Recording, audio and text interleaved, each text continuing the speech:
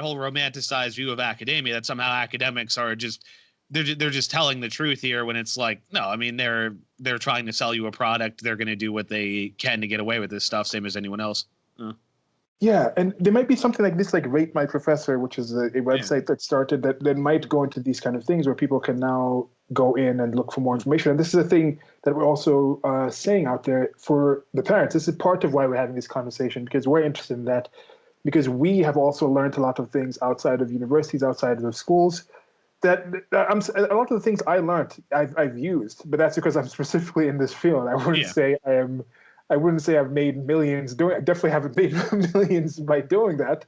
There's possible ways I could have studied other things that could have been more lucrative in that way. But I'm relatively happy with what I've done, and I've learned a lot outside of that. There's information that I have now that might have changed some of the things that I did in the past, but this is what we're saying: is there's ways to do this. There might be apps out there. We've talked about places like Praxis. In the previous conversation in critical theory, we mentioned Thaddeus Russell, has his Renegade University type of program. We know people like Ron Paul, Tom Woods. There's a Ron Paul homeschooling curriculum that handles more K through 12.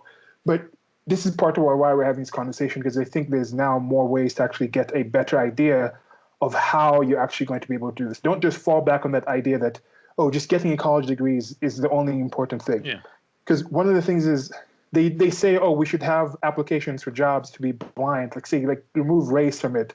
Don't put people's names because they could be biases on there. What if people said, okay, don't put people's universities. Just say, okay, I have an economics degree. Someone just says, I have a degree in economics. They shouldn't put Harvard, or they shouldn't put Keene State. Just say economics.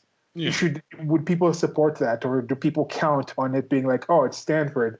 Oh, it's Ohio State University. Oh, it's this and this. They count on having the cachet of the name of the school versus just the actual information. I think that would be kind of interesting to see if there's any blinds done on that kind of application process where they just say, what are the things a person has learned versus where they learned it from. Yeah, I think I sent you that chart that Praxis posted yesterday. I think that might be worth including in this too, where they talk about, should you go to college? Then they ask the various questions, and then they have objections like, do you want to go? Why? Do you want to get away from home? Well, okay. Do you have to go to college to get away from home? Oh, well, you want to participate in the college life. Well, do you have to go to college for that? Or can you just go to sporting events, become friends with college students, and then go to parties and other things? And it's like, and that's something Zachary Slayback, who used to be the business director, he wrote about in a book he wrote too. Like, if you want the college lifestyle, like you want to hang out with college people, go to events and things, you can still do that. I mean, as I said in a previous discussion, and that author of Elephant in the Brain said, he used to sit in on Stanford classes. Like, you want some of that life, you can do that. But again, it's like, do you need the degree to do that specific thing? And then if so, is it worth paying it? And are there jobs available for you? And again, the chart does a better job of explaining it than I'm doing here, but I think those are questions everyone should be asking. I think they're at very least. It could actually be cheaper than that. Like, think about this, like we said, okay, before the $73,000 for Harvard, definitely, it would definitely be cheaper to move to Boston, find some, even if you're just working at a McDonald's, and then you find time to go and sit through certain courses of the things that you want to actually learn. And then with that money that you're making and not spending on actual tuition, you can go to the bars and the clubs and the things like that and associate with the Harvard students for those 4 years. Even during the summer, you'll have money to take a trip to Europe and go hang out with American college kids, like traveling all around Europe and things like that, see places. And you could do that, do online courses and things like that, and then still have the information, but you won't have the actual paper degree. But how much value is in the actual paper degree? So that's just part of what we're talking about here. Yeah.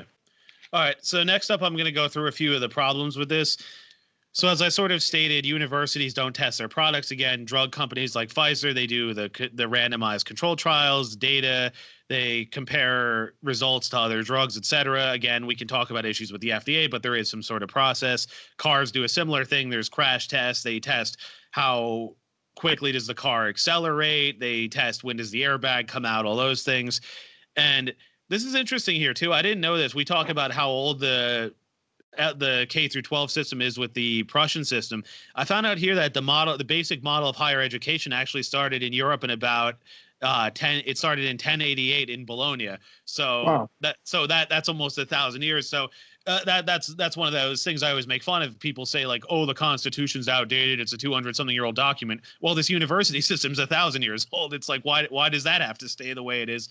Again, it's like I said in my example with my grandmother, it's like, how much has the world changed since she was born? Like, all this other stuff has changed, but the school system, aside from special ed and some computers, what differences are there? And why does it have to stay this way? Like, the only answers I can seem to get on that are the bureaucracy and the teachers benefit from the status quo, but the average person on the street certainly doesn't. And again, I think it may be rational ignorance. I think it may be inertia, but if more and more people talk about this, I think it could lead to some good changes happening.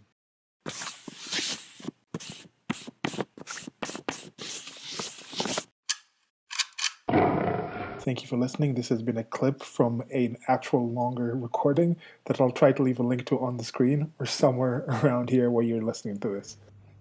Presents. Presents. Presents. Presents. Peasants. Okay. Okay.